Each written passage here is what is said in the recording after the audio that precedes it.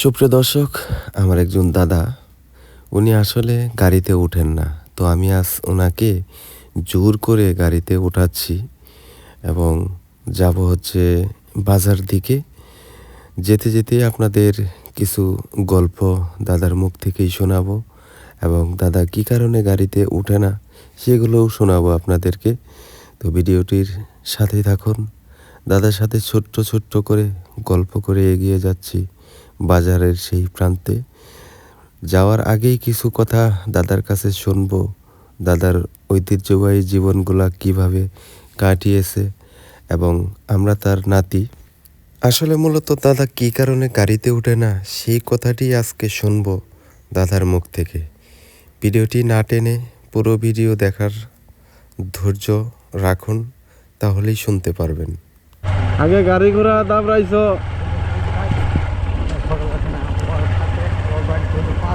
হ্যাঁ, হিলি 5 বিবি।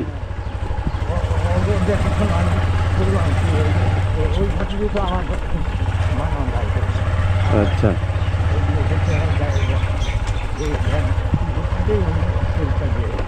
ও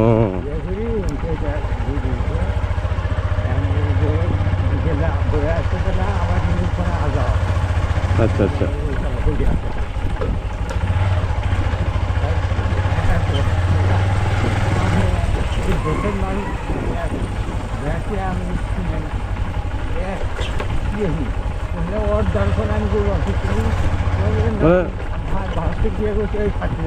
পুরানা ব্যবসায়ী তাই না?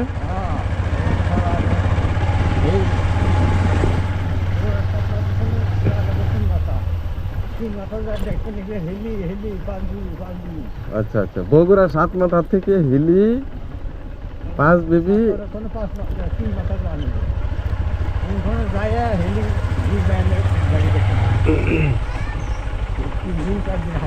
মুরব্বী, দাদা গাড়ি তুলছি, মহাকিল ডাক্তার বলে না কই দিছে। দাদা নামো, মুরো তো আই পড়ছি। আপনি কিছু কন।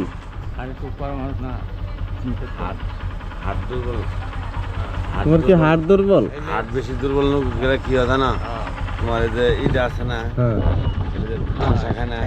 ওটা নামা করে আমার বুঝে খুঁজছে বললাম হ্যাঁ, যদি হাজি 5 দিনের রাস্তাও যান, ধীরে ধীরে যাবেন, যাওয়া হবে।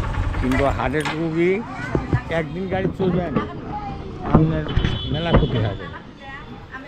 নতুন একটা অভিজ্ঞতা হইল। এটা আমি যখন ডাক্তারের কাছে 5 বছর 7 বছরের কথা, কথা শুন, 7 বছরের কথা। 7 বছর? 7 বছর আমার হাটের রোগ। আচ্ছা, হ্যাঁ, আমার যখন ভিতরে ঢুকেছে, 1 ঘন্টা আমার বয়ানি করছে। 1 ঘন্টা? 1 ঘন্টা। এই মানুষ অস্থির, বেড়া ভাঙি যায়। কি উগি গেছে এরা, সেটা বাড়া না কি কি ব্যাপার, কি ব্যাপার? আবার লাইন সিট দেয় আতি যুক্তি থাক। এইটা আমার প্রিসক্রিপশন, আমি প্রিসক্রিপশন এটাই আমার। আমি করে আমলে আমার বাপসা দিয়ে আলাদা দিয়ে খাইতে পারি দিয়েছে, নিচে পানি বুড়া পড়ে হয়েছে যত এখানকার পা না পড়িয়াও এখন কইছে বলে আমি হায়াত দিয়ে হাম না, তা আমার সাজেশনে চালানো লাগবো, কিছুদিন লাস্টিং করবে। ওই জন্যে আমি এই গাড়ি এখানে গাড়ি। আচ্ছা আচ্ছা, বাজার পর্যন্ত যাও। ওই 1 ঘন্টা আমার